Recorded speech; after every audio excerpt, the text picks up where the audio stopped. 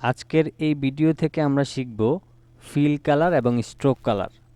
তো এটা নতুনদের জন্য যে কি পরিমাণ গুরুত্বপূর্ণ এবং এটা যে আপনার কি পরিমাণ ঝামেলা করে আপনাদেরকে, সেই বিষয়টা হয়তো বা আপনারা নিজেরাই ভালো জানেন।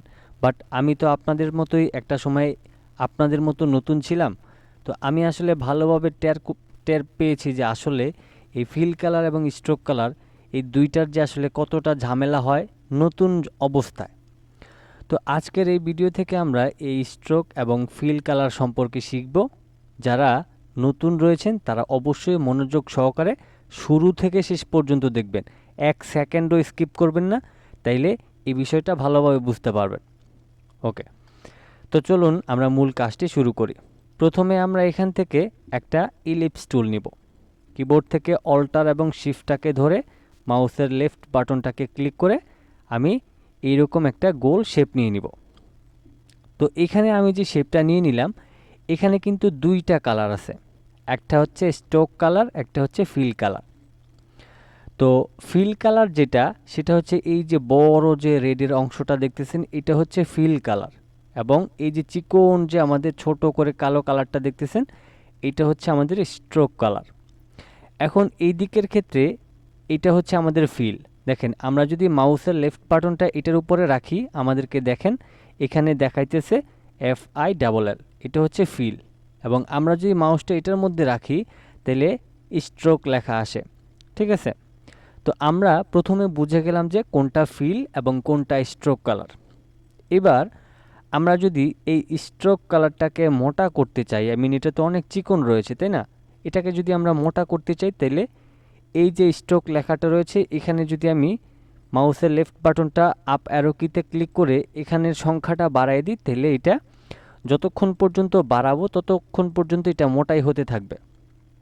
তো এটা আপনার যখন যেখানে যতটুকু প্রয়োজন পড়বে ততটুকু বাড়াতেও পারবেন, আবার কমাতেও পারবেন। উপরের অংশে ক্লিক করলে এটা মোটা হবে এবং নিচের অংশে ক্লিক করলে এটা চিকন হবে। তো আশা করছি এই বিষয়টা আপনাদেরকে ক্লিয়ার করতে পারতেছি। ঠিক আছে, এখন এখানে আমরা স্ট্রোক এবং ফিলের বিষয়টা শিখলাম এবং কিভাবে স্ট্রোক কালার মোটা করতে হয়, চিকন করতে হয়, সেই বিষয়টা শিখলাম। এখন সবচাইতে ঝামেলার যে বিষয়টা, সেটা হচ্ছে যখন আমরা স্ট্রোক কালার পরিবর্তন করতে যাই অথবা ফিল কালার পরিবর্তন করতে যাই, তখনই আমাদের মেইন ঝামেলাটা বাধে। মেইন ঝামেলাটা হচ্ছে, যেমন ধরেন আমি যদি এখন চাই যে আমার স্ট্রোক কালারটা পরিবর্তন করতে, তো আমি যদি ধরেন এখানে ক্লিক করি, দেখেন আমি কিন্তু চেয়েছি এখানে আমার স্ট্রোক কালারটা পরিবর্তন করতে, কিন্তু এখানে ফিল কালারটা পরিবর্তন হয়ে গিয়েছে।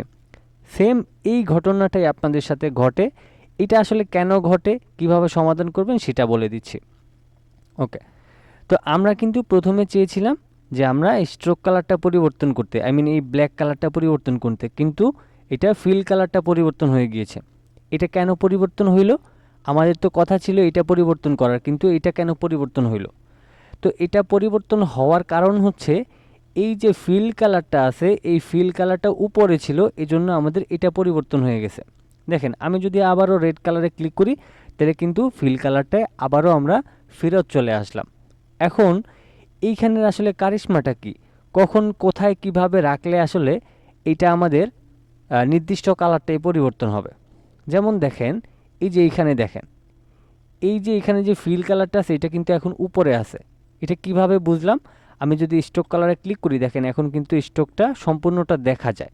কিন্তু আমি যদি এই রেড কালার এখানে ক্লিক করি, এখন কিন্তু সম্পূর্ণ স্ট্রোক কালারটা দেখা যায় না, এই রেড কালারের এতটুকু অংশের কারণে। তার মানে আমরা কি বুঝলাম? যে এখানে স্ট্রোক কালারটা এখন নিচে আছে এবং ফিল কালারটা উপরে আছে। তো এইখানে যেটা উপরে থাকবে, উপরে থাকার পর আপনি এখান থেকে যেই কালারটা পরিবর্তন করবেন, যেই শেপটা উপরে থাকবে সেটারই কালার পরিবর্তন হবে।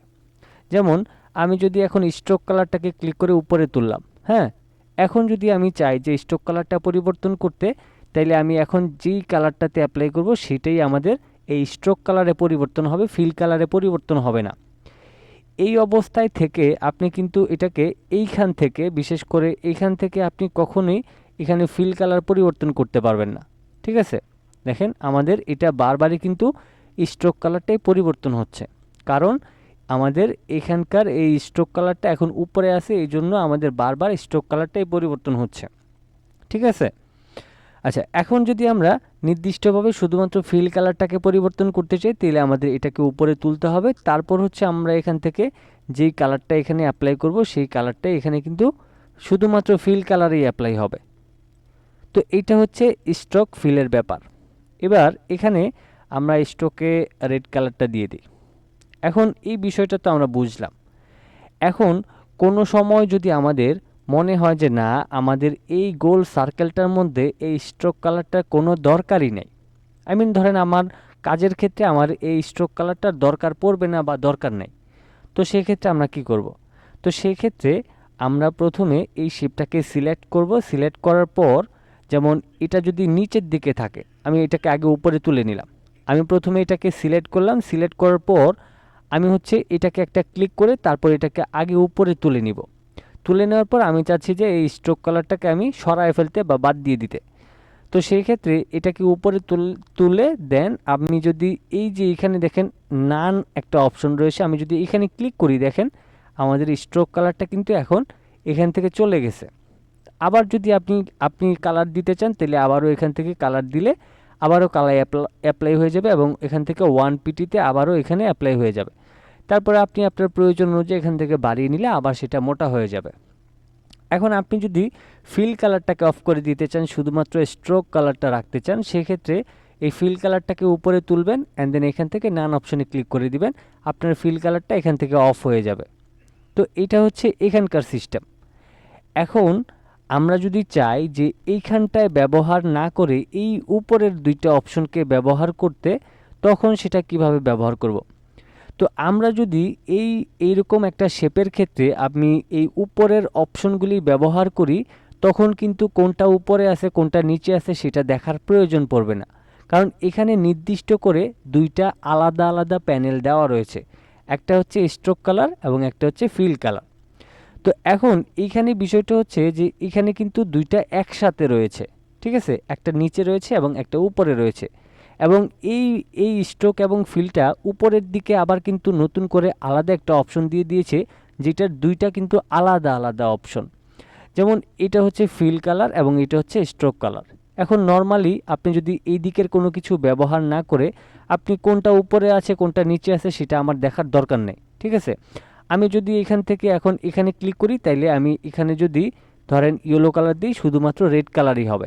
এবার আমি এখান থেকে যতবার কালার পরিবর্তন করব ততবারই কিন্তু আমার এখান থেকে এই কালারটাই পরিবর্তন হবে, ফিল কালারটাই পরিবর্তন হবে। আবার যদি ধরেন আমি এখান থেকে এই রেড কালারের উপর ক্লিক করি, এবার যদি আমি এখান থেকে ক্লিক করি, আমার প্রতিবারে কিন্তু এখানে স্ট্রোক কালারটাই পরিবর্তন হবে। তো এইখানে তখন যখন আপনি এইখান থেকে কালার দেওয়ার চেষ্টা করবেন এই ধরনের শেপে, তখন এইখানে কোনটা উপরে আছে কোনটা নিচে আছে সেটা দেখার প্রয়োজন পড়বে না, কারণ এখানে দুইটা অপশনই সেপারেট করে দেওয়া রয়েছে। যেমন আপনি যদি চান নির্দিষ্ট করে আপনি স্ট্রোক কালার পরিবর্তন করবেন, নর্মালি আপনি এখানে একটা ক্লিক করবেন, এরপর আপনি এখান থেকে যে কালারটা প্রয়োজন সেটাকে আপনি এখান থেকে সিলেক্ট করে নিলে আপনার কাজটা হয়ে যাবে। আর আপনি যদি ফিল কালার করতে চান, তাহলে আপনি এখান থেকে নর্মালি এভাবে করে যে কোনো একটা কালার দিলে আপনি এখান থেকে সহজে সেট করে ফেলতে পারবেন কোনো ধরনের ঝামেলা ছাড়াই। কিন্তু এইখানে এসে যখন আপনি স্ট্রোক এবং ফিলের কালারটা পরিবর্তন করতে যাবেন, তখন অবশ্যই যদি স্ট্রোক কালার করতে চান স্ট্রোকটাকে উপরে তুলে তারপরে এখান থেকে কালার দিতে হবে। আবার যদি আপনি চান যে ফিল কালারের কালার দিতে, তাহলে এটাকে উপরে তুলে তারপরে এখান থেকে কালার পরিবর্তন করতে হবে, তাইলেই পরিবর্তন হবে। এখন এইখানকার বিষয়টা হচ্ছে দুইটা একসাথে রয়েছে এবং এখানকার বিষয়টা হচ্ছে দুইটা আলাদা আলাদা অপশন রয়েছে। যেমন একটা হচ্ছে ফিল এবং একটা হচ্ছে স্ট্রোক। তো সেক্ষেত্রে আমরা তো বুঝি যে এটা হচ্ছে ফিল, তো আমরা এখানে ক্লিক করলে ফিল কালারটাই পরিবর্তন হবে বারবার। কিন্তু এখানের ক্ষেত্রে আবার যদি হিসাব করি, তাহলে এখানে বারবার স্ট্রোক কালারটাই পরিবর্তন হবে। কিন্তু নিচে এসে সেটা আবার আলাদা। নিচে এসে হচ্ছে যেমন আপনার এই দুইটা অপশন যেহেতু একসাথে দেওয়া রয়েছে, সেক্ষেত্রে আপনার এখানে যেই শেপটা উপরে থাকবে, ফিল কালার হোক অথবা স্ট্রোক কালার হোক, যেটা উপরে থাকবে সেটাকে আপনি উপরে রেখে এখান থেকে চাইলে কালার পরিবর্তন করতে পারবেন। তাইলে ইজিলি আপনার কালার কিন্তু পরিবর্তন হয়ে যাবে। এই হচ্ছে স্ট্রোক ফিলের ব্যাপার। এখন এইখানে আরেকটা মজার বিষয়, এই যে দেখেন এইখানেও কিন্তু আবার একটা স্ট্রোকের বিষয় আছে, যে স্ট্রোকটা এখান থেকে হচ্ছে স্ট্রোকের ভ্যালুটা বাড়ানো। যেমন এই যে স্ট্রোক লেখাটা এখান থেকে 11 পিটি রয়েছে, সরি এখানে 12 পিটি রয়েছে এবং এখানেও কিন্তু 12 পিটি রয়েছে। তো আপনি এখান থেকে বাড়াইলেও এটা মোটা হবে এবং এখান থেকে বাড়াইলেও কিন্তু এটা মোটা হবে। এখন এখানকার স্ট্রোকটা কখন কাজ করে এবং এখানকার স্ট্রোকটা কখন কাজ করে? তো মূলত এই যে নিচের যে স্ট্রোকটা রয়েছে এটা হচ্ছে যে আমরা কোনো একটা ছবিকে ক্লিপিং মাস্ক করার পরে যখন আমরা স্ট্রোক কালার দিতে যাই তখন এই নিচের স্ট্রোক কালারটা কাজ করে। এমনিতেও নর্মালি এটা আপনি এই ধরনের শেপের ক্ষেত্রেও এটা কাজ করবে, বাট আপনি হচ্ছে এটাকে বিশেষ করে যেমন ধরেন আপনি কোনো একটা ইমেজকে ক্লিপিং মাস্ক করার পর আপনি যদি এখান থেকে স্ট্রোক দিতে চান তখন কিন্তু এখান থেকে স্ট্রোকটা হবে না, শুধুমাত্র এখান থেকেই দিতে হবে। কিন্তু এই স্ট্রোকটা আবার এই ধরনের নর্মাল শেপের ক্ষেত্রে দুইটার মধ্যেই কিন্তু কাজ করবে। আমি প্র্যাকটিক্যালি বোঝানোর জন্য আপনাদেরকে ফাইল থেকে প্লেসে গিয়ে একটা ইমেজ নিয়ে আসতেছি, তারপর আপনাদেরকে বুঝাইতেছি। আমি একটা ইমেজ নিয়ে আসি, আমি ডাউনলোডে যাই, দেখি আমি একটা ইমেজ পাই কিনা। ধরেন আমি এই ইমেজটাকে নিয়ে নিলাম। ওকে, এখন এইখানে যে আমি ইমেজটা নিলাম এই ইমেজটাকে ধরেন আমি ইলিপস টুলের মাধ্যমে আমি এইভাবে করে আমি এটাকে গোল করে শেপটাকে এটাকে স্ট্রোক কালার করে দিলাম। ওকে, এবার আমি এখান থেকে সিলেক্ট করে রাইট বাটন ক্লিক করে মেক ক্লিপিং মাস্ক করলাম। মেক ক্লিপিং মাস্ক যখন আমি করলাম এখানে যে স্ট্রোক কালারটা ছিল সেটা কিন্তু এখন উধাও হয়ে গিয়েছে। এইবার আপনি যদি নর্মালি এখানে স্ট্রোক কালারটা খুঁজতে চান তাহলে কিন্তু এই স্ট্রোক কালারটা এখন আর পাবেন না, ঠিক আছে? এখন নর্মালি এই স্ট্রোক কালারটা কাজ করবে, বিশেষ করে এটা যখন আপনি ক্লিপিং মাস্ক করবেন কোনো ছবির মাধ্যমে তখনই আমাদের এই স্ট্রোক কালারটা কাজ করে। যেমন ধরেন আমি এখানে ক্লিক করলাম, দেখেন এই যে কালারটা কিন্তু এখানে চলে আসছে, ঠিক আছে? দেখেন উপরে কিন্তু স্ট্রোক কালারটা এখন আর নাই। আমি যদি এখান থেকে এখন কালার দিই তখনই কিন্তু এটার কালারটা পরিবর্তন হবে। তো এই স্ট্রোকের কাহিনীটা হচ্ছে আপনি যখন কোনো একটা ইমেজকে ক্লিপিং মাস্ক করবেন তখন আপনি এই স্ট্রোকের ক্ষেত্রে এটা ব্যবহার করতে পারবেন। কিন্তু উপরে যে একটা স্ট্রোক কালার ছিল সেটা আপনি যখন কোনো ইমেজকে মেক ক্লিপিং মাস্ক করবেন তখন কিন্তু এই অপশনটা এখানকার স্ট্রোকটা হাইড হয়ে যাবে। এই জন্যই মূলত এই স্ট্রোক কালারের অপশনটা দিয়ে দেওয়া হয়েছে। আর বিশেষ করে নর্মালি আপনি যখন রেক্ট্যাঙ্গেলের মাধ্যমে আপনি এই ধরনের শেপ নেবেন, নর্মালি আমরা যে এগুলির মাধ্যমে যদি কোনো শেপ নিই সেই ক্ষেত্রে আপনি এইখানকার স্ট্রোকটাও ব্যবহার করতে পারবেন এবং এইখানকার স্ট্রোকটাও ব্যবহার করতে পারবেন, দুইটাকে আপনি একসাথেই ব্যবহার করতে পারবেন। কিন্তু এখানকার স্ট্রোকটা মূলত ব্যবহার করার জন্য এই ধরনের ইমেজের মধ্যে স্ট্রোক দেওয়ার জন্য আপনার এই স্ট্রোকের অপশনটা দিয়ে দেওয়া হয়েছে। আশা করছি আজকের এই ভিডিও থেকে স্ট্রোক এবং ফিলের এই সম্পূর্ণ বিষয়টা ক্লিয়ার করতে পেরেছেন। যারা নতুন ডিজাইনার রয়েছে তারা যদি আপনি ভিডিও শুরু থেকে শেষ পর্যন্ত দেখে থাকেন আমি আশা করতেছি আজকের এই ভিডিও থেকে অনেক কিছু শিখেছেন এবং অবশ্যই এটা আপনাকে স্বীকার করতেই হবে। আমি জানি আপনারা অনেকেই আমার ভিডিওগুলি দেখেন, চ্যানেল সাবস্ক্রাইব করেন না, লাইকও দেন না, কমেন্টও করেন না। ভাই আমি যদি ভালো একটা কিছু আপনাদেরকে শিখাইতে পারি সেটা আপনার স্বীকার করতে বা আমাকে একটু সাপোর্ট করতে আপনার কোথায় সমস্যা হচ্ছে সেটাই আসলে আমি বুঝতে পারি না। যাই হোক, এটা হয়তো বা আমরা বাঙালি দেখি এই ধরনের সমস্যাগুলি আমাদের মধ্যে আছে যে আমি কেন লাইক দিতে যাব, আমি উপকার হয়েছে ঠিক আছে, সে হয়তো বা কোনো দিক থেকে বেনিফিটেড হয়েছে, তাকে লাইক দেওয়া সাবস্ক্রাইব করার কি আছে? হ্যাঁ ভাই, অনেক কিছু আছে। এই যে আজকের এই ভিডিও থেকে এত গুরুত্বপূর্ণ বিষয়টা শিখলেন, অন্যদিন অবশ্যই এর চাইতে ভালো কিছু উপকার হবে আপনার। এজন্য নিয়মিত আসলে গ্রাফিক ডিজাইনের সব ধরনের সমস্যা সমাধানের জন্য ভালো মানের একজন ডিজাইনার হওয়ার জন্য আমি মনে করি আপনার এই চ্যানেলটা সাবস্ক্রাইব করা দরকার এবং অবশ্যই সাবস্ক্রাইব করা প্রয়োজন।